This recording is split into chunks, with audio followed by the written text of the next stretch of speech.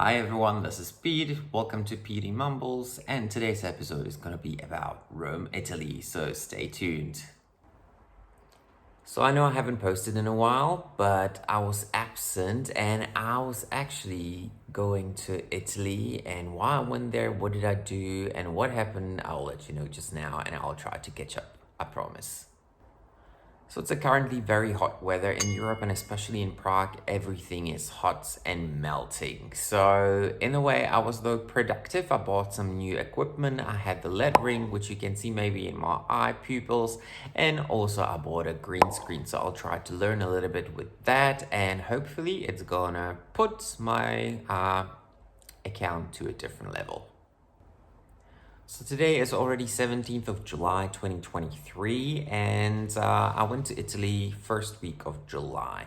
There's 2 public holidays in that month at the beginning, and it's really good if you want to take leave or absence from work because you literally have to take 2 days less. So in my case, I actually took 3 days of leave, and eventually I was off for 9 days altogether, including the weekend. So it was awesome. That's why I went to Italy, Rome. But while I went there, I'll let you know as well. And maybe in this video, I'll give you a little bit of tips how I managed in Italy, what did I do, where to find accommodation, flights, and everything like that. My own opinion, and maybe it will help you if you're planning to go. So I have to say Italy and Rome especially is one of my favorite places in Europe. And why? Well, I love pizza, I love pasta, I love Aperol. Well, basically everything you can think of, it comes from there. But of course it wasn't the food nor the drinks why I went to Italy. The main reason, and you might know if you follow me on Instagram that I'm gonna put somewhere in here, it was the cruise. But first about Rome, Italy. Where did I stay? What did I do? Special tips from my side and my opinion coming up. Hi guys, and a little disclaimer here. It's a very hot day. It's kind of early in the morning, so I can have my window still open to cool the apartment a little bit down. But my street is quite a noisy one-way street, and you can hear the trucks, the trains, so if you hear some background noise, please excuse it.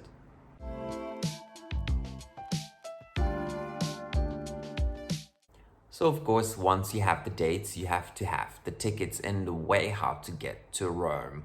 Well, I decided to go by plane because it was the easiest, the fastest, and basically the most convenient. I think most of us will know, but in case you don't, or maybe you're using different one, I'll give you a site that I use and I found pretty useful. So you can find it here. Of course, we have the Sky Scanner. I find it pretty much easy. Maybe just you have to go to different sites, so that might be a little bit inconvenient. You have the Google Flights, which is pretty good as well. I like it. It's easy to use, easy to navigate. Sometimes they have different prices than Skyscanner, so who knows? You might find a better deal there. Or my tip as well is here kiwi.com, though I think this website, or more like application, works mainly on the smartphones only, but it's usually pretty good. It's a Czech startup which went worldwide, so check it out. Though my flight was booked directly with the airline, we flew Ryanair, it was the cheapest, and actually no, it wasn't the cheapest, I would be lying here.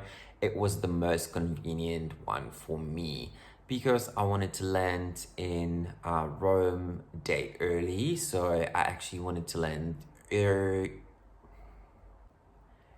either very late at night on Friday evening or very early in the morning on Saturday morning. So that was the thing. And then also I wanted to leave quite early during the day on the Sunday the next week. And Ryanair was one of the, I think maybe even the only airline that actually could do so out of Rome and to Rome. Now there's the 2 main airports in Rome, and I flew to Fiumicino. And I think it's the biggest, most international flights, and to my knowledge, never been to the other one, so I cannot really compare, but I kind of like Fiumicino even though Italians don't have the best reputation for being on time, being friendly, being, working people. I never had a trouble. I found it pretty efficient, that airport, and I quite like it. So I probably think that you've heard some stories about Ryanair, their policies and such. So the Ryanair is a low-cost airline, and here I would like to give you some tips. Please be aware of their luggage requirements, the sizes, dimensions that they actually allow, and also the kilos that they allow to take you on board. Though I'm not sure if it was just a coincidence or maybe they changed the policy a little bit or something, but none of the airports that I flew, so meaning Prague and Rome, they actually check the size of the luggage nor the weight. As I mentioned before, please check their website or application for the fees, because you might end up being pretty surprised when you get to the airport without a boarding pass and you have to pay the hefty fee. As I was taking liquids, I actually paid for a check-in luggage. So though with Ryanair and check-in luggage, one remark here as well, please arrive to the airport quite early, as there was quite a few flights departing from Prague. However, only one check-in desk was open. And that kind of meant that I almost missed not my flight, but basically the check-in time for my flight, as I had to wait, and the check-in area for the drop-off luggage closes 40 minutes before the departure time. My flight ended up being delayed by 2 hours, so that didn't matter at the end, but yeah, it made me nervous a little bit. My flight being delayed meant I had a couple hours with nothing to do at the airport, so I was actually pretty happy and lucky that my credit card gives me access to the lounge, so I spent it in there. So the actual flight was alright. It was about 2 hours or hour and a half long, so not too bad. Though me being a previous flight attendant, I don't know how I used to do 14 hours on a flight, as within the first 20 minutes I was already bored and was counting down the minutes to landing.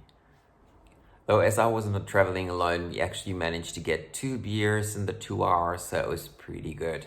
Though the flight being late, it actually meant that I landed back in Rome after midnight, so the transportation to the city was a little bit different than I planned.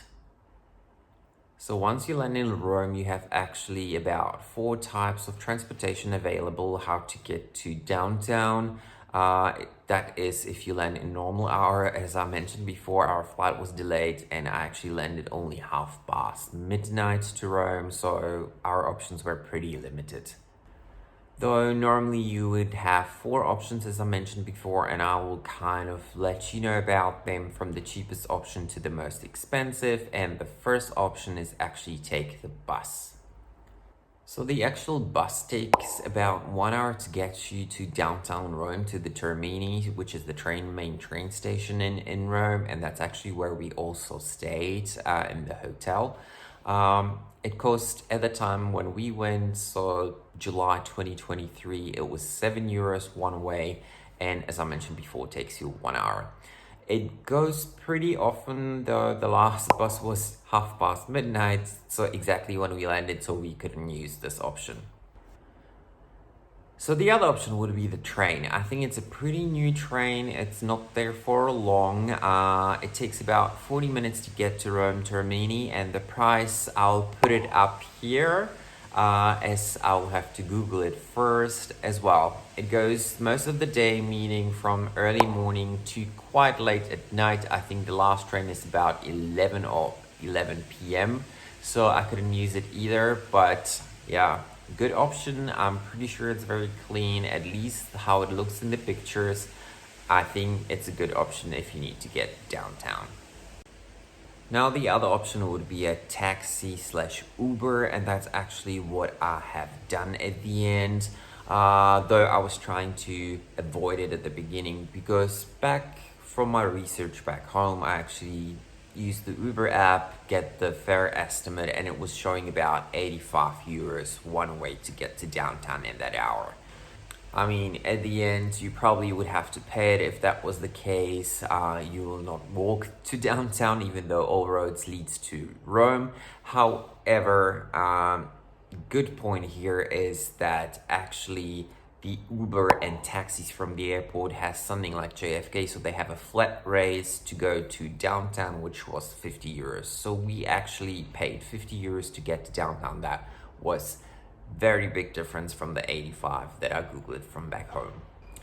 And the last option that I would not recommend unless you are Italian is to actually rent the car from the airport and drive to downtown. Though I think parking in Rome, especially downtown, might be a problem. And driving in Italy, I don't think it's something for the kind of well-behaved Europeans like Czech Republic, Germany, and France would be, I guess.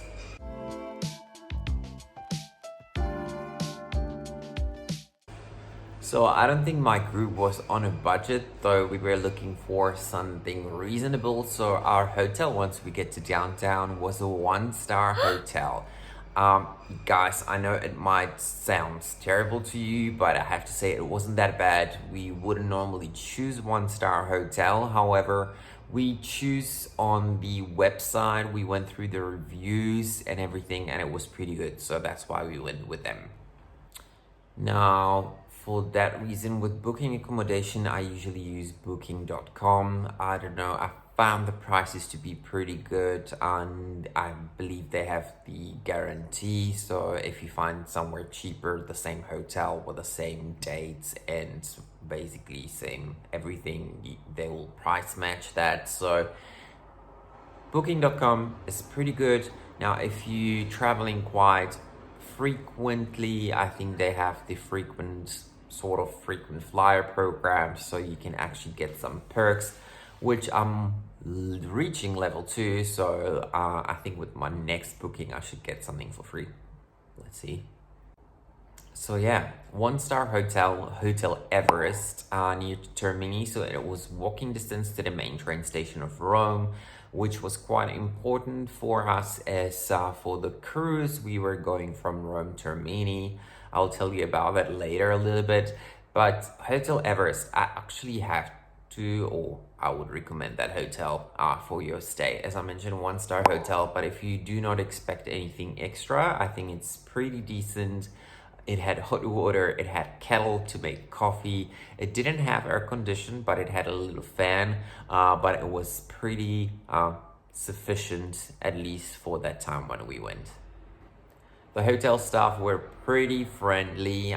It doesn't have 24-hour reception. I think the receptionist was there from 8 in the morning till about 6 p.m. So before actually arriving one day early, sorry, train went past. So one day early, we actually received via WhatsApp check-in instruction, like where to find the keys, how to get to the building and such. Hotel Everest is, as I mentioned, I would recommend, and it was in a building where actually I think there was just hotels, and by hotels I mean different floors that was called hotel, but they actually have a couple of rooms with different hotel names. I believe there were even different hotels, not chains, but like different hotels, so they were not connected in a way. Fun fact, Hotel Everest had a little self-service corner where you can find wine, cookies. There was a coffee, tea, and all other stuff. So it was pretty funny, as there was an open bottle of wine that you can actually help yourself with. We almost finished it the last night, but yeah. So how to get around Rome? I think Rome has pretty good metro system, though to my knowledge, and I'm trying to remember, but I don't think we even used metro system. As our hotel was pretty downtown, we actually walked to Colosseum. That was pretty cool. We spent a couple hours there. I'll put some pictures here and maybe talk about it a little bit more. But it was awesome. We visit Vatican City. We waited in the line, and our day was a little bit raining, or at least in the morning. So just in case, we took umbrellas, and good we did, because as we were waiting to go inside the Vatican, it actually started pouring, and not everyone had an umbrella. So I'm actually glad we did, because some people got into Vatican City pretty soaked.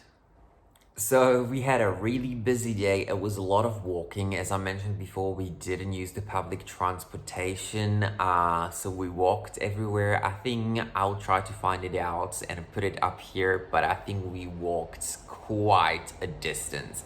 Now, at the end, we were really hungry and actually thirsty. We met another friend from Mexico. That was completely random and unplanned. So we were actually really happy, and we did a bar hopping. And bar hopping meant actually we went to 3 bars that were right next to each other, literally. And I think we did even 2 rounds. So we stopped in each twice. After that, we walked back to the hotel. Again, it wasn't very far. I snapped this picture right on the way to the hotel, and the next day we were going to the Rome Termini, and we were going to Civitavecchia. I will practice that. So from Rome Termini we went to, and excuse me guys, I'll read Civitavecchia. So it's a Rome cruise port, and you know the rest. So the next video will be about the cruise itself. It was fun. We really enjoyed it. Can't wait to go again. So stay tuned. Thank you so much for watching this video. Please subscribe, click the notification bell, and like this video. I'm happy that you did hopefully like the video, and I will see you again. Ciao.